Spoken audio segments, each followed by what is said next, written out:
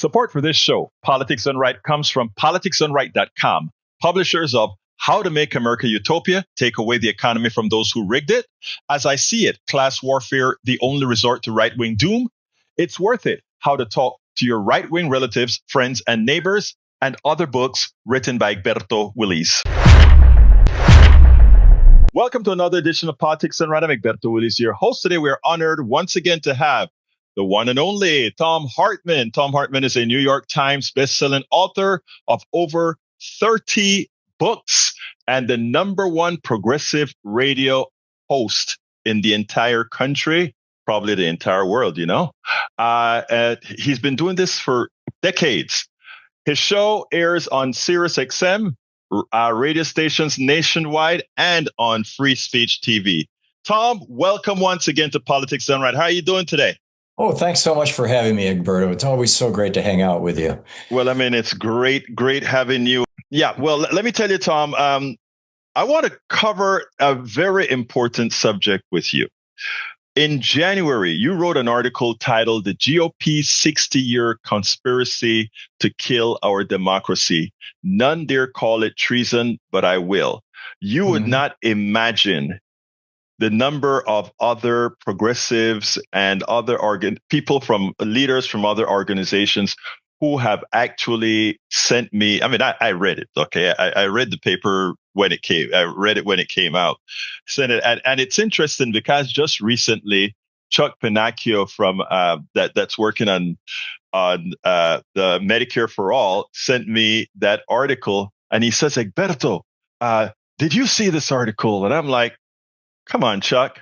I read everything Thom puts out. Of course, I read the damn article. And he said, what do you think about it? And I said, unfortunately, it isn't just coming to pass. It is here. And what are we going to do? So what I want to ask is, what are your thoughts, first of all? How far into that do you think we are? Oh, I think we're in the final stages of it. Setting up a situation where money basically can determine the outcome of elections, which takes us back to my comment about, who benefits when right or left gets elected, is already here. I mean, the Citizens United and McCutcheon and all that kind of stuff. The insertion of themselves into the election systems, the Supreme Court's blowing up the Voting Rights Act and the Civil Rights Act, for that matter. I mean, the two great accomplishments of the 1960s, or two of the great accomplishments, and the essentially indoctrination of the American people to believe that. America, it was started as a Christian nation, that we should be, hierarchical, power from the top down, that white people should be in control of everything, white men specifically. There's all these different movements that have kind of aligned themselves around the right, all of them toxic to democracy. But, that said, you'll have to remind me what I wrote. Okay. Oh, no. That is fine. Actually, I have the article up, but I don't think we need to go through the article proper, because this is stuff that you talk about all of the time. So I'm not looking for a chronological, regurgitament of your article. What I wanted to make plain, though, is that there's a caller that I got this morning that really kind of behooved me, because you talk about the wealthy. And yes, what the right is doing now is very good for the wealthy. But my biggest concern really is not that. My biggest concern is the minds of the middle class, the minds of the working class, because I find the people that are more concerned about the well-being of some of these autocrats themselves are the people who the autocrats abhor. How do we get to that point, or how do we work on that issue? I am trying to do that locally with several of my programs where facts doesn't really matter. It seems like it's more an emotional thing. How do you think we address that?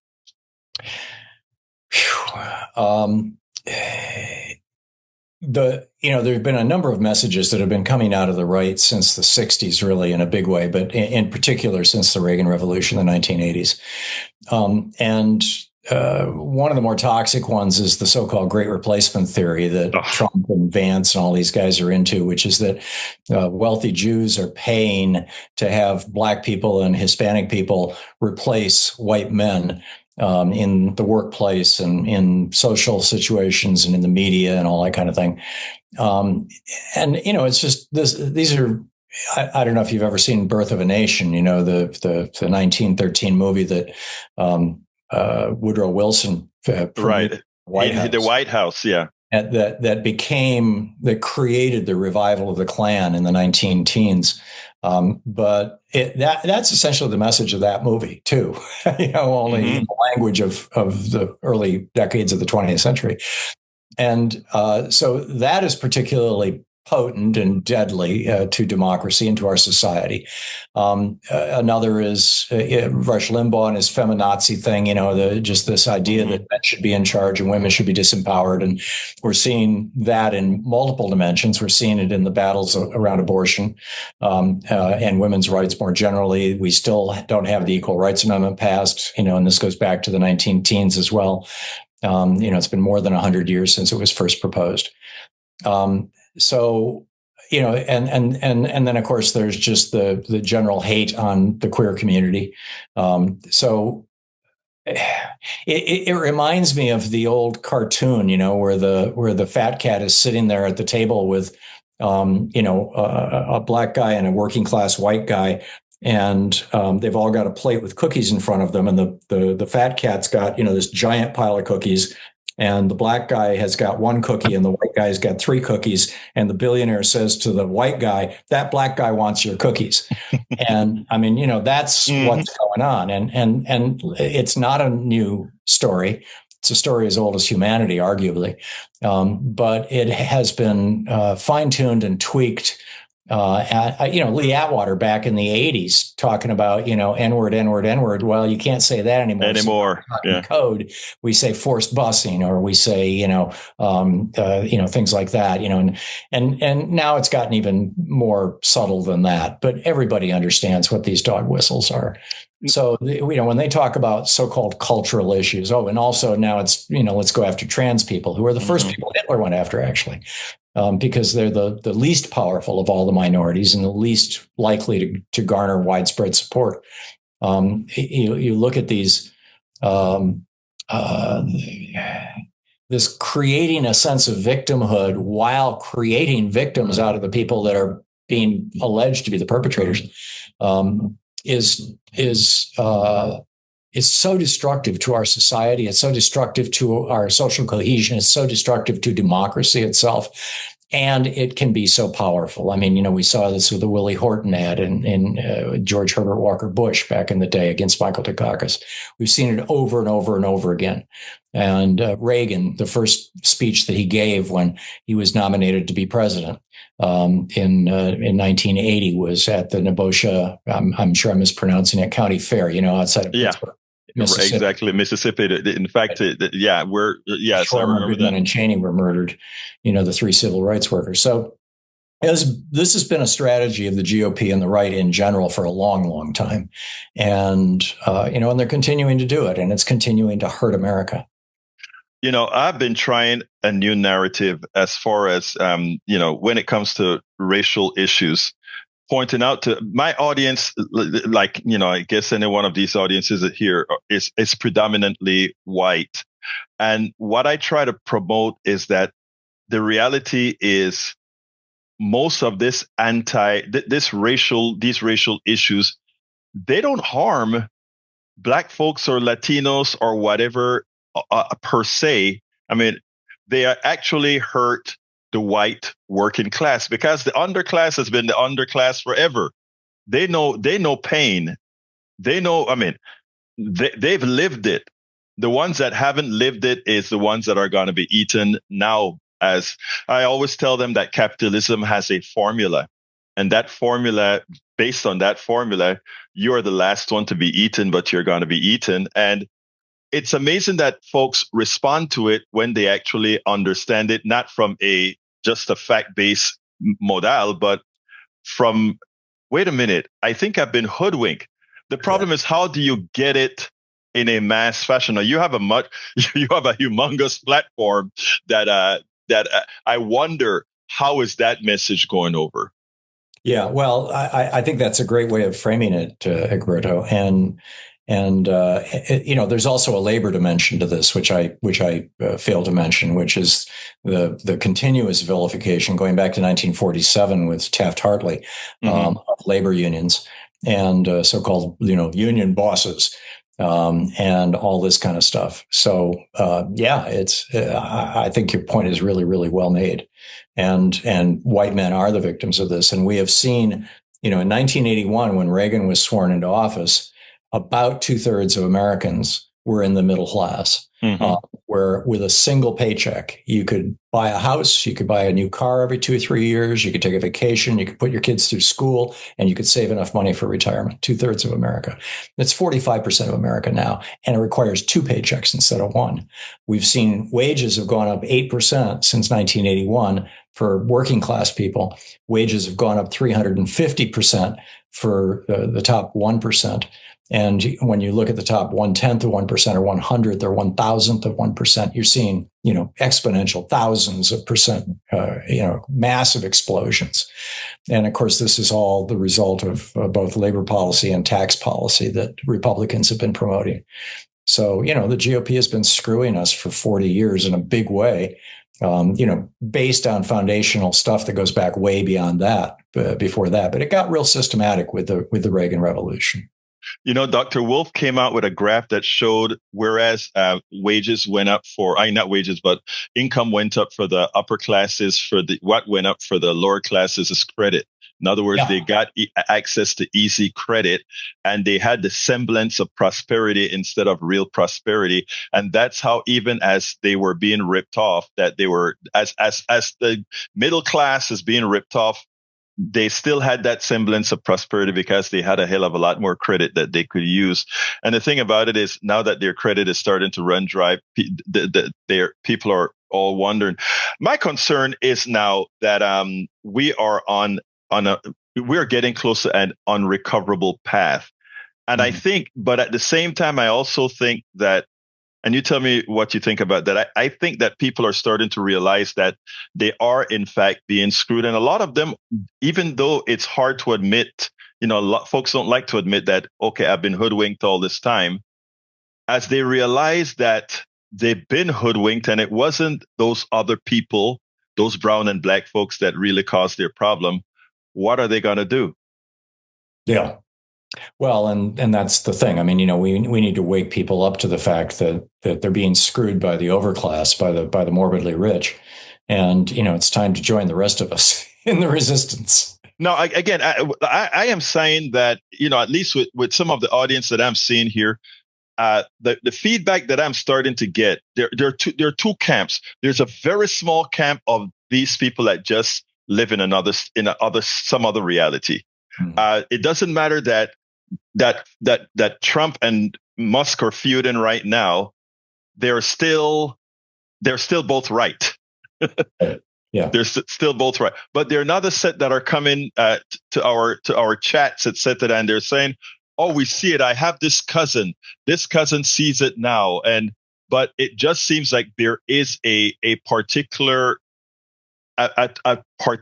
tipping point that I see coming. And I don't know, this year, in fact, I don't know what happened when Christmas comes and folks realize what the tariffs and these other things have done. Yeah. I know you're a proponent for the right use of tariffs, but what it does going forward. Well, the way that Trump is doing tariffs is absolutely nonsensical. It makes no sense at all. It even defies a pro-tariff logic.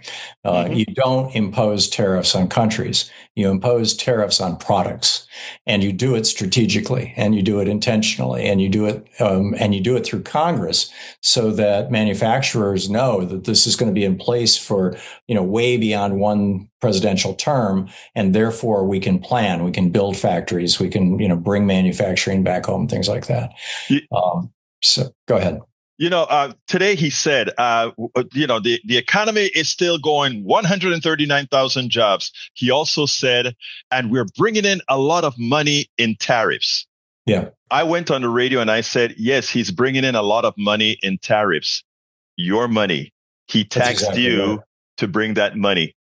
But Thom, I didn't hear that anywhere.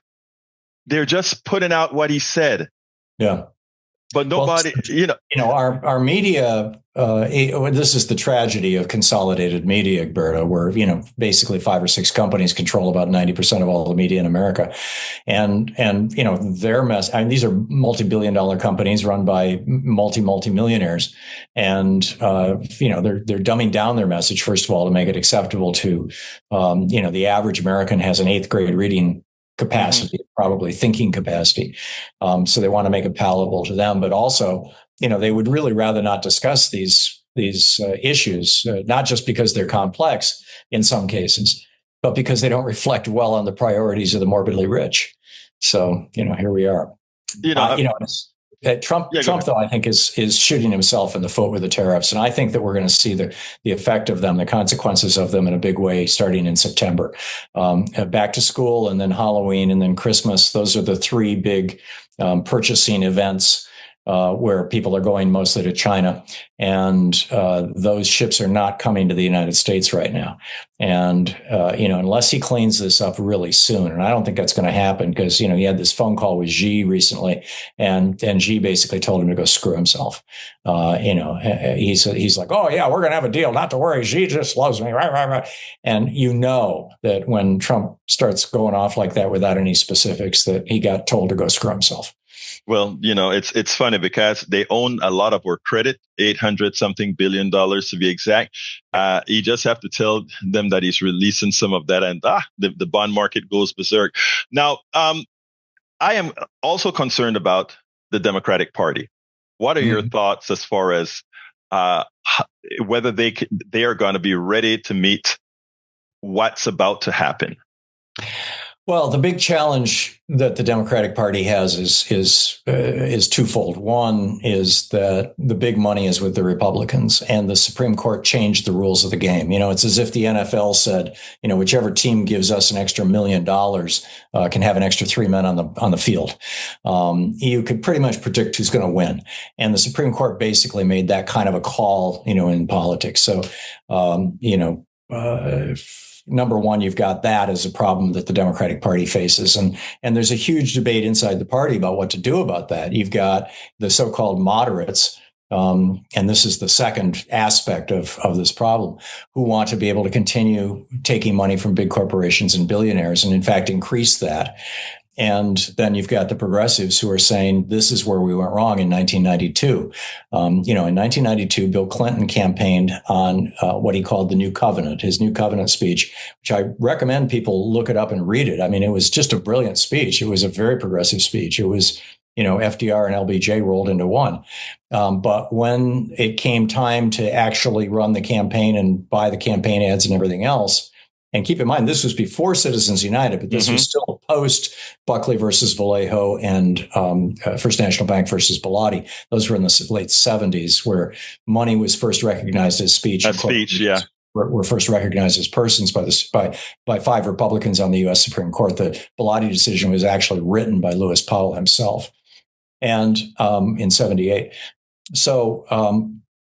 Bill Clinton looked around and said, holy crap, there's no way that I can compete in this election unless I get some really serious big money. And so he kind of adopted a lot of Reagan's neoliberalism. And truth be told, there were a lot of Americans throughout the 80s and early 90s, myself included, who thought, this free trade thing makes sense. The idea that countries that trade with each other don't go to war with each other, Tom Friedman's McDonald's theory. The idea that if you cut taxes, it's going to grow the economy and it's going to be false. Neutral. I think by the early 90s, that had been largely blown up, which is why Bill Clinton raised taxes. He didn't adopt that. But that was pretty much the one aspect of Reaganism that Clinton didn't go along with. He did not, embrace labor the way that Joe Biden did, or that Lyndon Johnson had. He declared the end of big government as we know it and the end of welfare as we know it. And the Democratic Party is still suffering from that, still recovering from that, embrace. And it wasn't just Clinton, by the way; it was Clinton and Obama, both of them. Oh, yeah, absolutely. And Biden was the first Democratic president since Jimmy Carter to say, "To hell with neoliberalism. We're going to go back to the way things were." And even Carter was starting to trend toward neoliberalism in the last year of his presidency. Mm-hmm. He deregulated trucking in the travel industry. So basically, the Democratic Party got kneecapped in the 90s and throughout the first 2 decades of the 21st century, when people wanted real change. They wanted FDR. They wanted a New Deal. They wanted a reboot of our society and of our economy in ways that would benefit the average person. They wanted to get back to a time where 2/3 of us are in the middle class with one single paycheck. And Democrats have been promising that, but they have not been delivering. Biden was the first guy to actually deliver a piece of that, a big chunk of that. And tragically, he was such an incompetent communicator that between his age, which I think is wildly exaggerated, the concerns about his age. But between that and probably more importantly, the fact that he's a stutterer, he's a terrible public speaker. And when he does speak in public, it sounds like he's angry and yelling because that's how he gets past stuttering. And then B, that he thought that just doing good work is enough. Won't the media tell everybody what a great job I did? Which is just insanely naive. And the people around him were naive about this. So you've got a Democratic Party that has done some really extraordinary things in the last 5 years and gotten no recognition for it at all. And now you've got a Republican Party that's running around with a whole media entourage reinventing the last 5 years, talking about, it was such a terrible time with Joe Biden and oh my God, and Trump is putting us back together and, just lying through their teeth. But people have no alternative information. And so they're believing it. So that's the challenge that the Democrats are going to be facing this fall in the special elections and the off year elections, like in Virginia, where they have pretty much everything is an off year election, and that they're going to face in a much bigger way in a year and a half in the 26 midterm presidential election. 26 midterm and the presidential in 20. But Thom, and this is where I think I really get upset with the mainstream media. Let's centralize on you for a bit here. You have the largest progressive program in the nation. I look at your numbers and your numbers. They for what I see, these great numbers. How many times? And by the way, I watch the particular Democrats that appear on your station, etc. throughout. One would think, since it's quite a bit more inexpensive to be on a network under, let's say, your framework than an ABC, CBS, again, who's owned by the plutocracy, to really start a true grassroots movement. Maybe I don't know something. Have any of them tried to say, let's start building, let's build upon what you built? Well, there's kind of two elements to that. One is the grassroots movement. I'm an advocate of not starting from scratch, but instead of taking over a $1 billion corporation called the Democratic Party and, getting inside it. The most powerful political actors in America are the committee precinct chair. Yeah. They're the ones who write the platforms. They're the ones who decide who are going to be in the primaries. They're the ones that when your member of Congress or the Senate comes into town periodically, they're the first people that they meet with. They're the ones that they listen to. And so I'm encouraging people to get inside the Democratic Party and take the damn thing over. It'll be so much easier than trying to start from scratch. And go ahead. Right. I wasn't trying to imply otherwise. In fact, I am a precinct chair in the Democratic Party. God bless you. Yes, I am a precinct chair in the Democratic Party, 758 right here in Texas. And I was about to leave, and because I was a Bernie rep out in Philadelphia, And I was about to leave, and I had been building and telling all our folks they had to do exactly what you just said. And that was come into the party and be a precinct chair, because that's where all the rules are made. And I was about to quit, and I got slapped. You're not leaving because you're the one who said that this is what we're supposed to do. So I stayed. I stayed. Okay. But so I do believe in that. What I was trying to, when I said centralize, and what I was talking about wasn't trying to reinvent the wheel or get a new party, but as someone with as a core with the media, why don't we have? So you're talking about my media platform. Exactly, your media platform, united things like your media platform, and I would name a few others that are large, but the reason I don't is that they are solely owned by they're pretty much, how should I say this kindly? They're pretty much a part of this new wave of trying to keep your feet in both camps. Well, and an awful lot of the people that are our peers in the mainstream media are employees. Right. I mean, when Louise and I started this program, our radio program 22 years ago, we made the decision that we would never be anybody's employee. Mm-hmm. So when I went on Air America, my show was the only show where I was not an employee of Air America. Mm-hmm. We sold our own advertising. We shared revenue with Air America. But I was unwilling. And that's why when Air America went down in flames, my show continued. And, we've built this thing from scratch. We started out with one station in Burlington, Vermont, and just added and added and added and added and added. And it was 6 years before we made a penny. I mean, we pissed away our entire retirement savings. Brother Thom, let me just tell you, you are the kind of template I've been attempting to follow. In that I knew that. I knew that I knew your story, and it was we've had these conversations. Yes, exactly. But I also the thing about it is that is what true independent media is all about. But it is also a good tool for a party that is poor at getting a message out to leverage. And what I see, and you tell me if I'm wrong, I could be wrong, but what I see is a lack of leveraging tools like yours to get that out. What I see is a lack of understanding of how the media works and how communication works. Mm-hmm. And you're one of the people who really gets it. And it's one of the reasons that I have, you and I have been close for many years, and why I've been such an advocate for your program. And whenever any station or network or whatever says, anybody who's any good, I always may put you at the top of that list.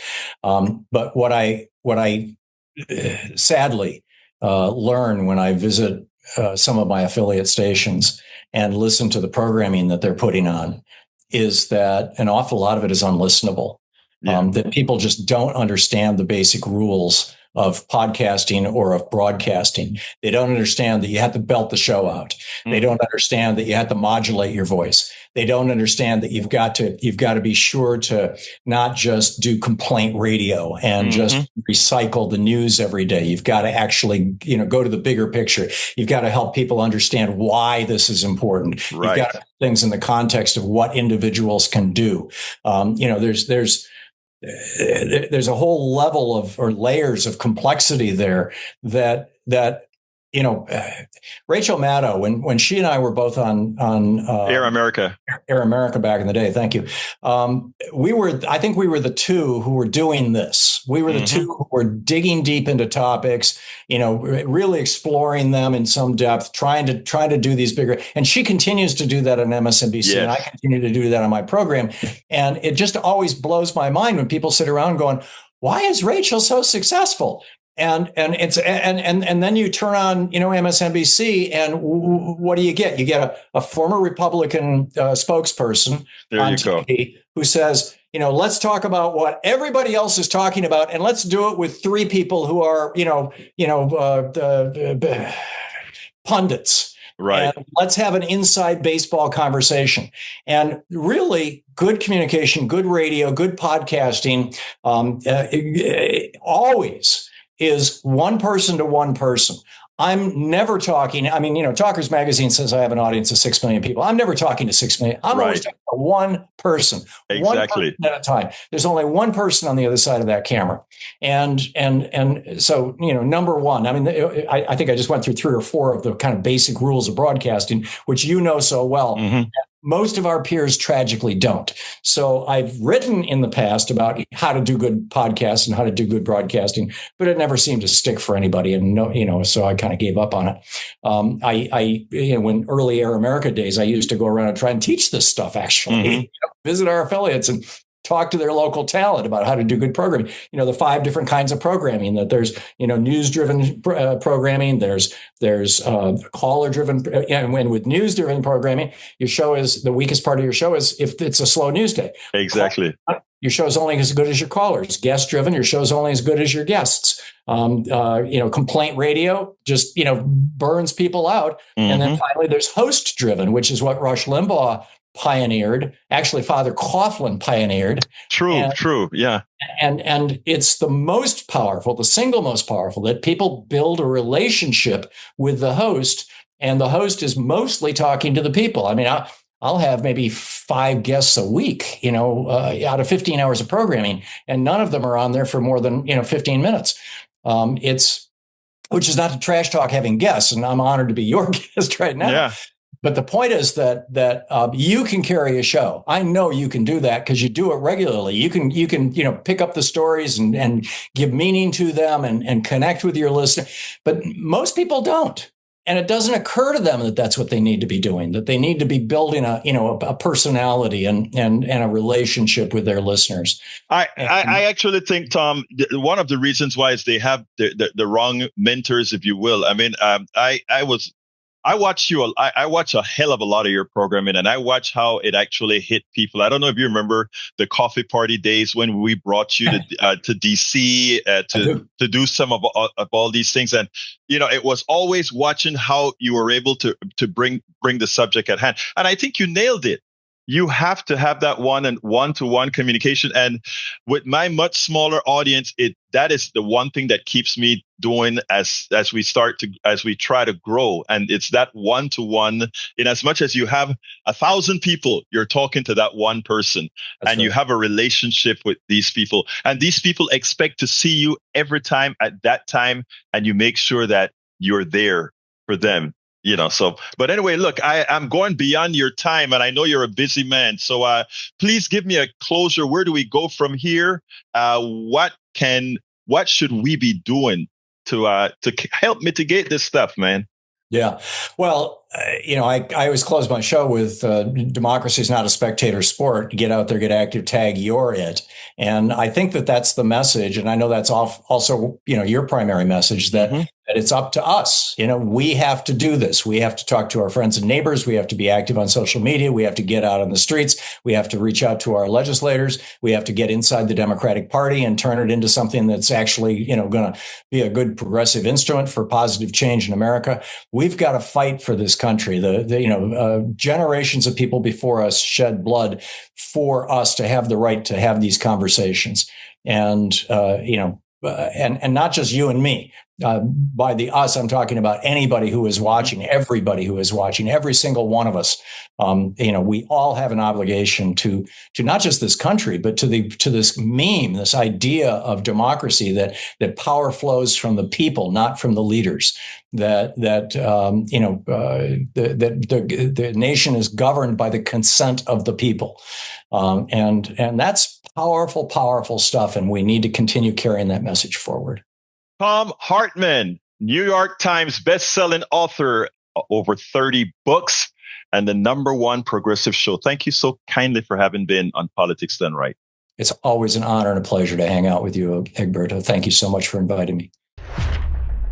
Today, we're honored to have in the house with us David Vernon, Professor David Vernon. He's an adjunct professor of philosophy at St. Thomas University, Miami Gardens, and Miami-Dade College. Today, we are going to discuss some quite interesting subjects. Specifically, we're going to discuss fascism. David, welcome to Politics Done Right. How are you doing today? Thank you for having me on, sir. Well, yeah, go ahead. Oh, no, no. I just think that, talking about fascism is quite important right now, giving its media coverage. While there is still a lot of skepticism about American fascism, I want to, I guess, dispel certain skepticisms, not like as a yay sort of thing, but in the most unfortunate sense. So I use my position as a philosopher to talk about the emergence of ideas in our contemporary time. Well, let's start first with the true definition of fascism. How do you define fascism? So I define fascism based upon how Benito Mussolini wrote about it, the individual who formulated the idea of fascism. And if you read his text, The Doctrine of Fascism, the best way you can pull a definition out of that, it is hyper nationalism or ultra nationalism by any means necessary. And when you say by any means necessary, meaning both from the governmental point of view as well as from the corporate point of view? Yeah, anything. It is also mentioned towards the end of the doctrine of fascism that for the fascist, both imperialism and non-imperialism is valid. So we're talking any means necessary, truths, lies, governments, corporations, invasion, non-invasion, anything is up for sale as long as it, quote unquote, benefits the nation. I think that is important because I think what you're actually saying as well, and tell me if I'm reading you right, is that the economic system doesn't matter. It's whatever works. The social justice system doesn't matter. Whatever works. No matter what, the fascism can fall under any particular economic or socioeconomic system that you so choose. It could. It just so happens that historically it has always fallen under capitalist systems, right? And that's not necessarily an accident because there are some benefits offered by the capitalist system, such as mass resource production. And fascists tend to like to be imperialists. And so having mass resource production is useful for war. So it isn't a accident that fascism has always found itself under capitalist systems. However, it is not a necessary function of capitalism. In theory, you could, have a fascist social democracy is certainly something that is not impossible, but hasn't been seen yet. Well, interestingly, I can understand why it's also easy under capitalism because while we are usually sold a bag of fallacies that capitalism is dependent on democracy, the fact is that the core of capitalism, which is the corporation proper, is one of the furthest things away from democracy, something that I actually call the fermenters of antiseptic slavery. Your thoughts on that? Yeah, I mean, I'm personally a social democrat, so I do see the very obvious problems with like full laissez-faire capitalism and how it's not necessarily a democratic system. So yeah, it is definitely one of those things where you cannot have pure capitalism, just unrelenting and, in a sense, unchecked. And so in this sense, though, right, what fascism does, it'll want to make as many tools as possible at its disposal unchecked so it can go about its national competitive advantages. And those national competitive advantages are, having one's nation rank above all others at all costs. Now, one nation ranked over others. Now, we hear Donald Trump always talking about America first, America first, America first. Now, it also seems to me like for a successful fascist state, and notice I didn't say a fascist state. I said a successful fascist state to exist. You also need a competent fascist leader, something that it seems Donald Trump is failing miserably at. So help me out there. Not necessarily. I mean, fascism always comes with a level of incompetency because it cares about loyalty. As Benito Mussolini writes, the nation is not the majority.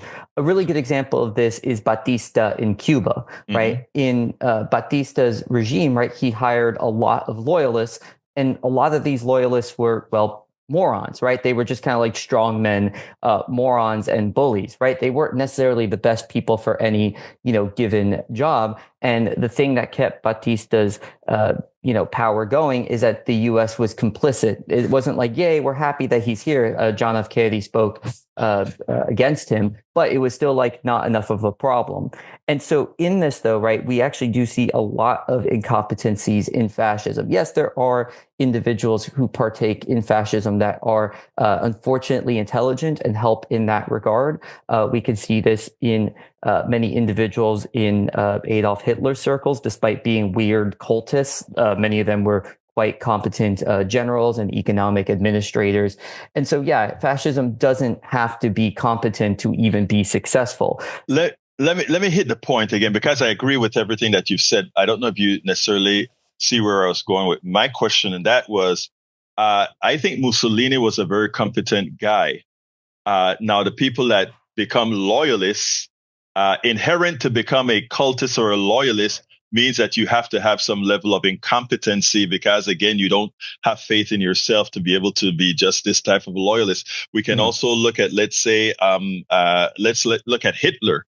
And it's dangerous anytime you're talking about Hitler, but I think Hitler was a fairly competent guy. I think if he had made certain moves, we may be living in extended Germany right now, but he just kind of bit off more than he could take too fast. And correct me if you see a flaw in that. In what I just well, rather said. than going about historical speculation, the question here is, okay, how can American contemporary fascism be successful when its strongman is such a bumbling fool? Thank you for thank you for saying that, because I think you got to the core of where I wanted to go. So thank you. That is exactly right. Yeah, go ahead. Yeah. And so successful fascism is not necessarily about, any sort of competency in regards to being a manager or a good statesman. It's literally about procuring as much power as possible and using anything as a bludgeon, right? You'll see Trump be both pro-war and anti-war, right? In the same day even, right? So it's about disposing anything that you can towards your ends, towards your ambitions, towards your collection of power into the state, which often results, especially with fascism, into powers being collected into one individual who symbolically represents the nation. Trump representing America, Mussolini representing Italy, Trujillo representing the Dominican Republic. Yeah. Trujillo, let's not talk about Trujillo. He was terrible, especially in the way he treated the Haitians. But yeah, so let's go ahead and tell me the steps that you see we've taken thus far on the path of fascism. Well, the steps are the hyper nationalist narrative taking over, right? Now, when did that start? I mean, and my question is, did that start under Trump specifically, or did we have different iterations of this throughout our history? I mean, there was an emergence of American fascist ideas right before the Second World War. So it's not like this is brand new in American history. However, that movement was not very successful, whereas this movement has been successful. And I think rather than putting a timeline on these things, right, because, that could be put up for debate, the point at hand is we have crossed that Rubicon, right? We have, the America First rhetoric. We have the Make America Great Again, which creates the ostracization of others, right? A reformulation of the nation and its espoused greatness, right? You have individuals who are in favor of invading Greenland and the Panama Canal and Gaza, these sorts of actions where it's like, hey, your nation does not matter, right? What we want to do is what goes. So rather than worrying about a timeline, it's like, we're here, the Rubicon is crossed, and you can see the fascist rhetoric exists not just within the halls of power, but on Twitter and YouTube comments and so on of the sort. Now, you have to have, for you to be completely successful, you have to have a complicit military. Donald Trump has changed a whole lot of military folks on the top brass, and he has changed. Again, of course, we got one of the most incompetent defense secretaries in Hegseth. I should ask you, do you think, as far as the military brass is concerned, the part that's which is the largest part that Donald Trump doesn't yet control, do you think they would take orders to go against the community if necessary, the populace if necessary?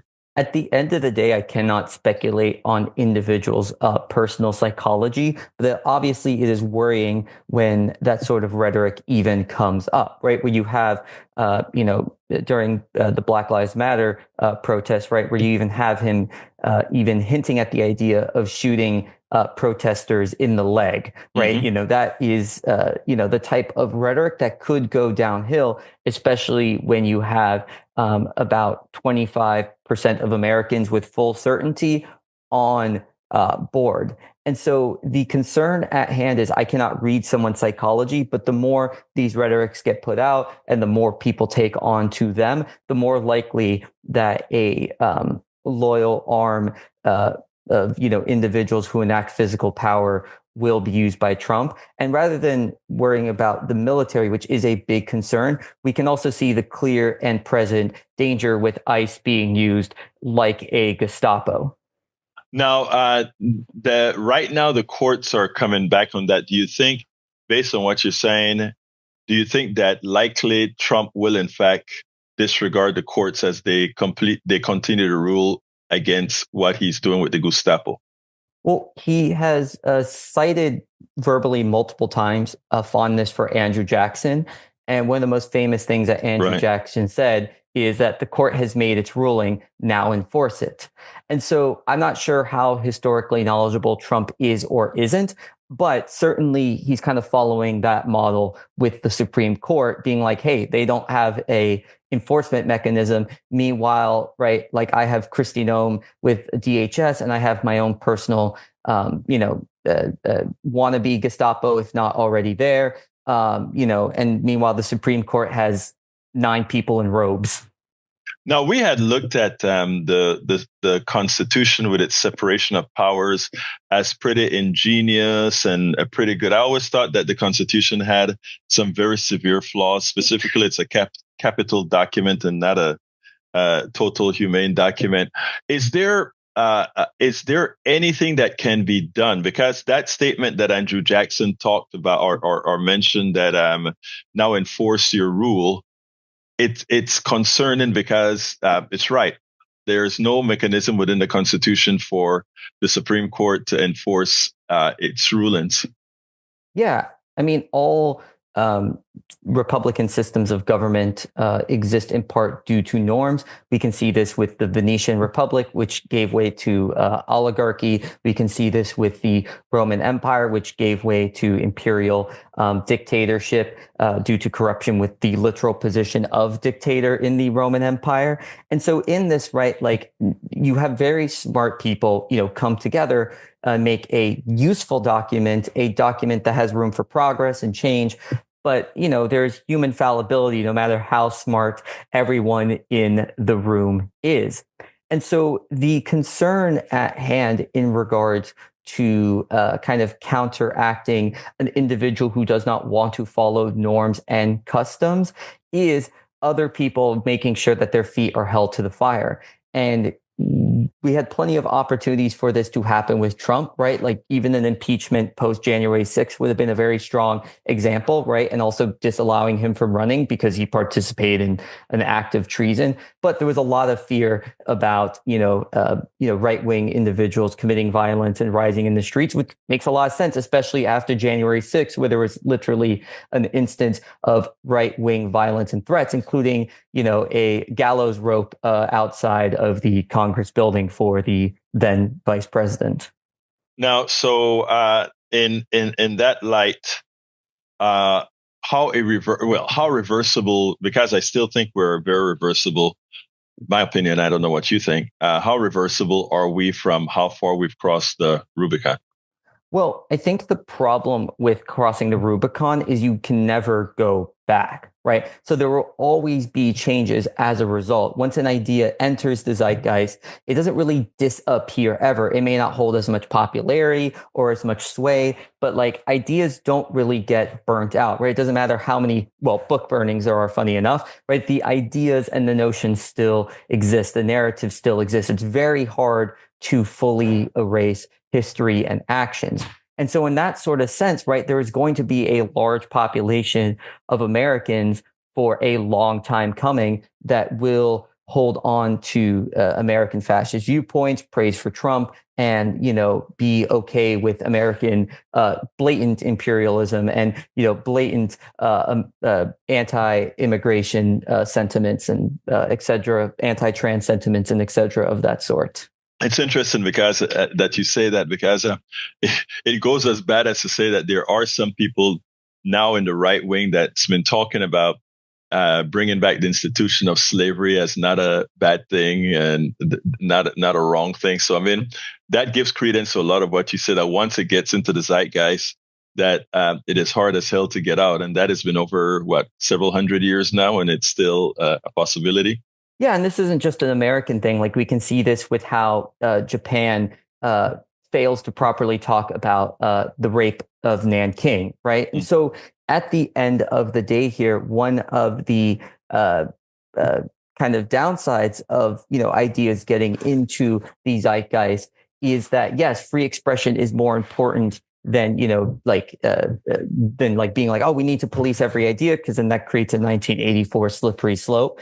But again, the danger of free speech is the emergence of ideas. And let's be real, right? Fascists don't care about free speech, right? They put the whole facts care about your feelings, the cancel culture, right? And they're trying to dominate the language of free speech to ultimately turn around and go, oh, you want to talk against, the nation state of Israel. Oh, you want to talk badly about our president. Bam, right? And so fascists are very postmodern in their tactic, meaning that they do have a true narrative, right? They believe in hyper-nationalism.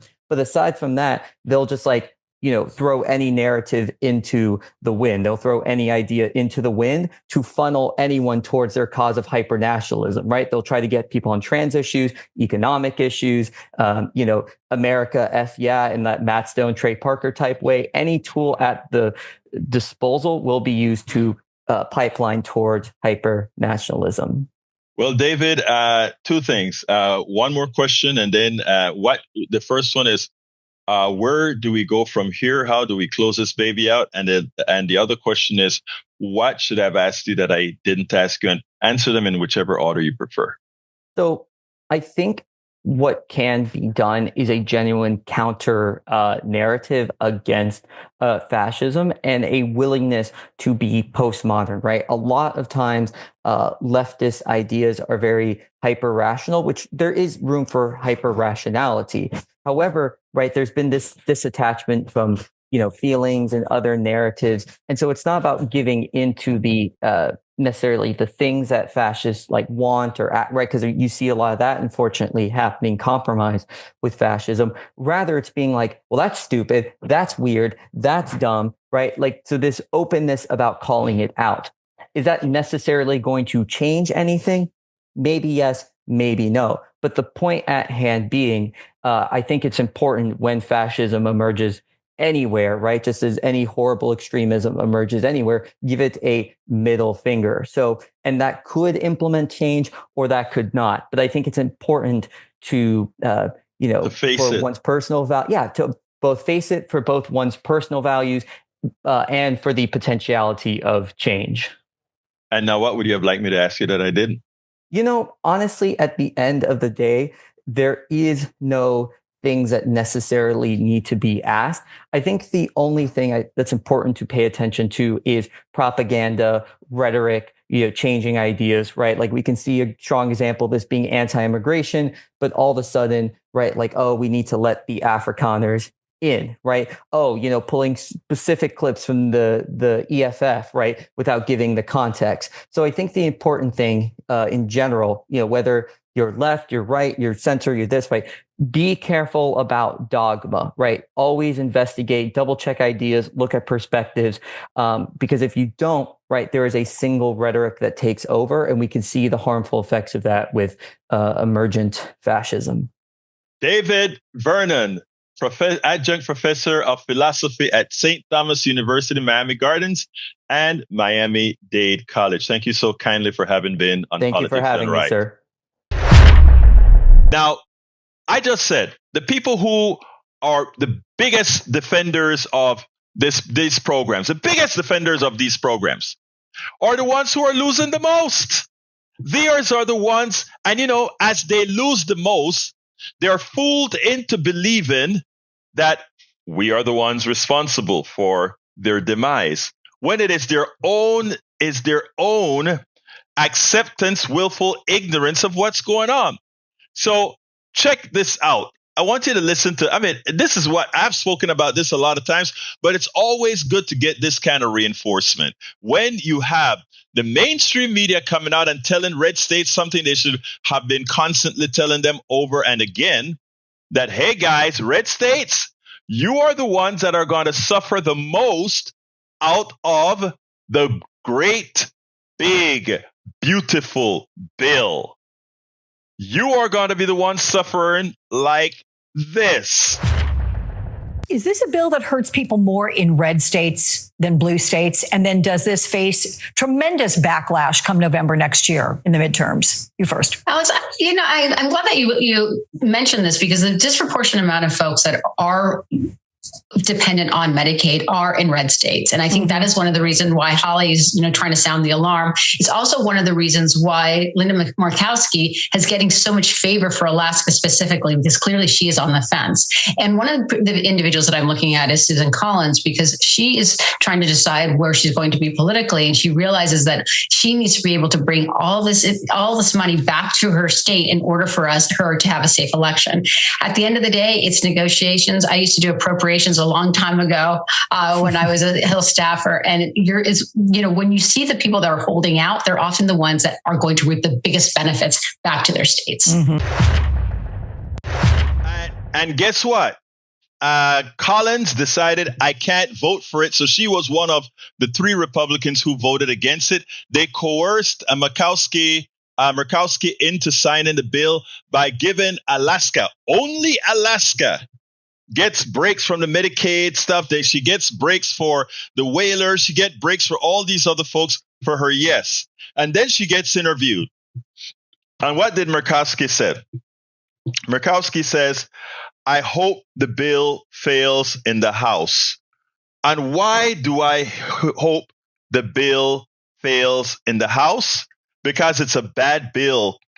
And the rest of the country will suffer more so than Alaska, because at least I went and I fought for my people in Alaska, but all the other states couldn't do what I did for Alaska. Support for this show, Politics Done Right, comes from politicsdoneright.com, publishers of How to Make America Utopia, Take Away the Economy from Those Who Rigged It, As I See It, Class Warfare, The Only Resort to Right-Wing Doom, It's Worth It, How to Talk to Your Right-Wing Relatives, Friends, and Neighbors, and other books written by Egberto Willis.